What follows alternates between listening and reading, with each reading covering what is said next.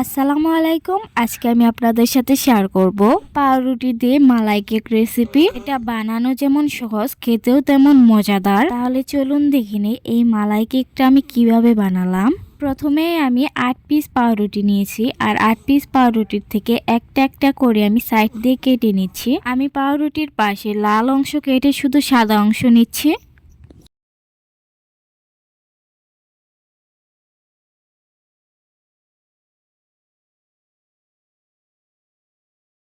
আমি 8 পিস পাউরুটি দিয়ে 4টা মালাই কেক বানাবো, তাই আমি পাউরুটিগুলো একসাথে দুটো করে রাখছি।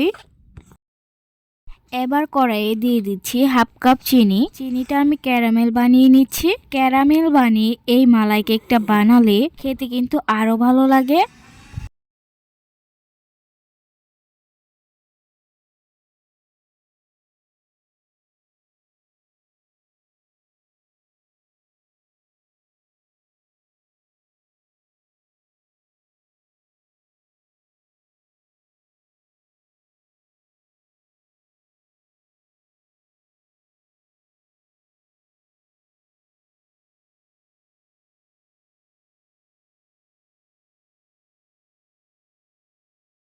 চিনির ক্যারামেল হয়ে গেলে এখানে আমি দিয়ে দিচ্ছি 2 গ্লাস দুধ। ক্যারামেলের উপরে দুধ দিয়ে দিলে এইরকম দলা ধরবে। চুলার আঁচটা একটু বাড়িয়ে দিলে ক্যারামেলটা দুধের সাথে মিশে যাবে।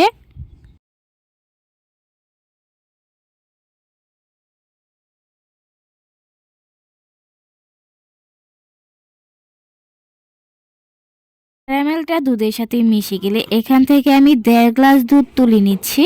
তুলে নেওয়া দুধটা আমি পাউরুটির উপর দিব।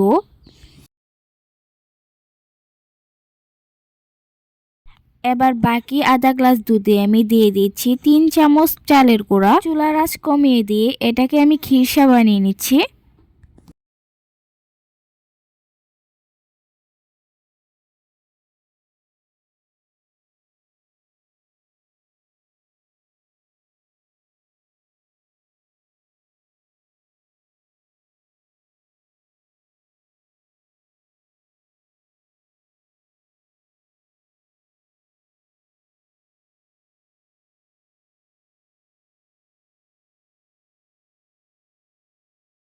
এবার এই খিরসা আমি বাটিতে তুলে নিচ্ছি।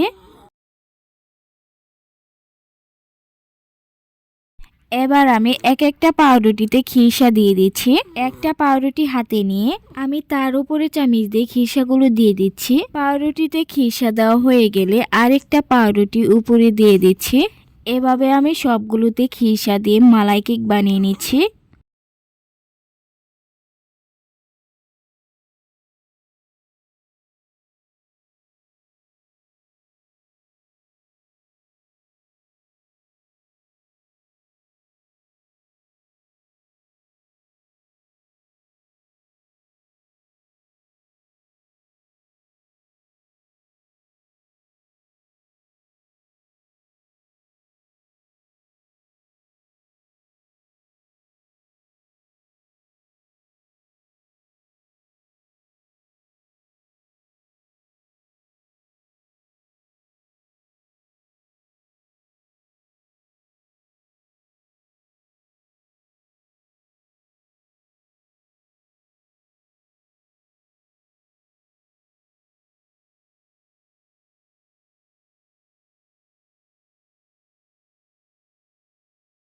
এবার সবগুলো মালাই কেক প্লেটে নিয়ে দিয়ে দিচ্ছি মালাই দুধ। দুধটা কিন্তু আগে থেকে আমি পাতিলে তুলে রেখেছিলাম। এই মালাই দুধটা আমি চারিপাশে ভালোভাবে দিয়ে দিচ্ছি।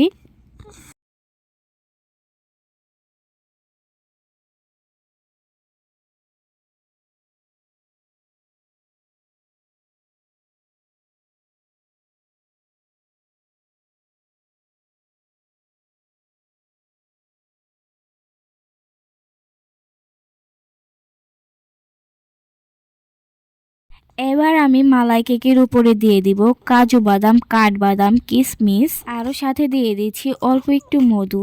এই বাদামগুলো দেওয়ার কারণে মালাই কেক দেখতে কিন্তু অনেক সুন্দর দেখা যাবে।